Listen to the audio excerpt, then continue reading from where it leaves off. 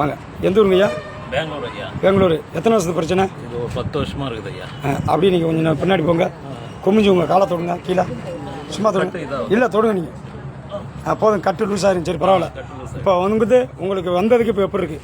பரவாயில்ல ஐயா. நீங்கள் வரையில் கொஞ்சம் கூனித்தான் தடுமாறி தான் வந்தீங்க. இப்போ உங்களால் தனியாக மேட்டிலேருந்து உங்களை ஒரு ஆளாக தான் வர சொல்லியிருக்கீங்க. தம்பி என்னைய கேட்டாப்புல, தம்பி இங்கிட்டாப்பா உன்னை உலகம் பார்க்க நல்லா இருப்பேன். தம்பி கேட்டாப்புல என்ன ஃபோன் அடிச்சா எடுக்க மாட்டேங்குன்னு.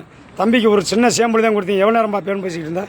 ஒரு 10 நிமிஷமாக ஃபோன் பேசினேன். கிட்ட ஒரு 30 கால் வந்துச்சு.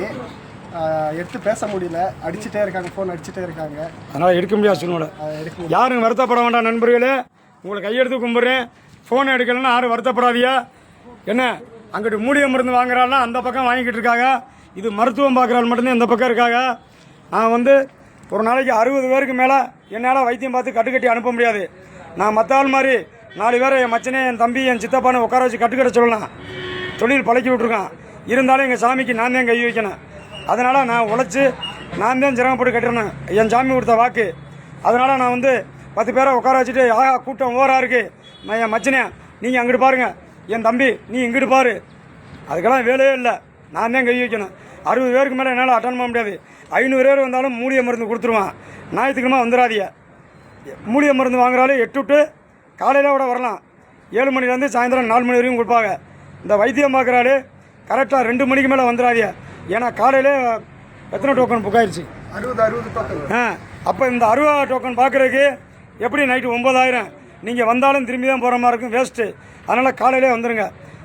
தயவுசெய்து என்ன யாரும் தப்பாக நினைக்காத. ஃபோன் எடுக்க முடியாது, என்னால் வாட்ஸ்அப்பில் அட்டன் பண்ண முடியாது, மூலிகை மருந்து அனுப்ப முடியாது. நேரடியாக வாங்க, என் மருந்து நின்று விளையாடும், உங்களுக்கு நான் நின்று விளையாடுங்க. ஐயா நான் சொல்கிறது எதுவும் மாற்றம் இருக்கா?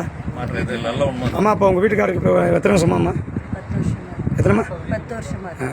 பார்த்துங்க, இன்னும் 2 வாட்டி மட்டும் வாங்க. உங்களோட மக்கள் இருங்கம்மா. உங்களோட மக்கள் பார்க்க நீங்கள் நல்லா இருப்பீங்கம்மா.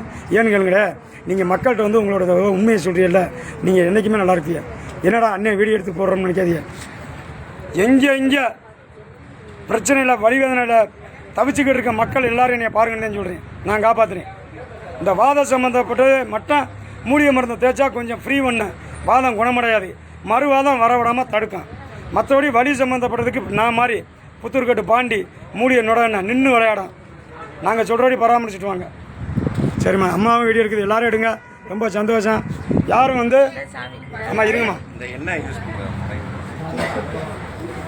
அதாவது நண்பர்களே, ஞாயிற்றுக்கிழமை வந்துடாதியா. மற்ற நாளில் திங்கள் டு 4 மணி இருந்தேன். அந்த 10 மணிக்கு மேலே டோக்கன் புக் ஆயிரும். அதுக்கு மேலே இருந்து பார்த்தாலும் நைட் ஆயிரும். நீங்கள் போகிறதுக்கு எங்களால் பார்க்க முடியாது. மூலிகை மருந்து வாங்குறதுக்கு எப்படி வேணாலும் வரலாம், வந்து வாங்கிட்டு போக வேண்டியதான். நாங்கள் மந்திரிச்சு ஊருக்கு கொடுத்து வச்சுருப்போம். நீங்கள் பாட்டுக்கு என் ஜாமியை நினச்சி தேய்ச்சிக்கிட்டே வர வேண்டியதான். சரி தம்பி, ரொம்ப நன்றி. உண்மையை சொன்னதுக்கு நீங்கள் நல்லா இருப்பீங்க. மக்கள் எல்லாருக்கும் உங்களை பார்த்துக்கிட்டு இருப்பாங்க. உங்கள் குடும்பம் நல்லாயிருக்கும்.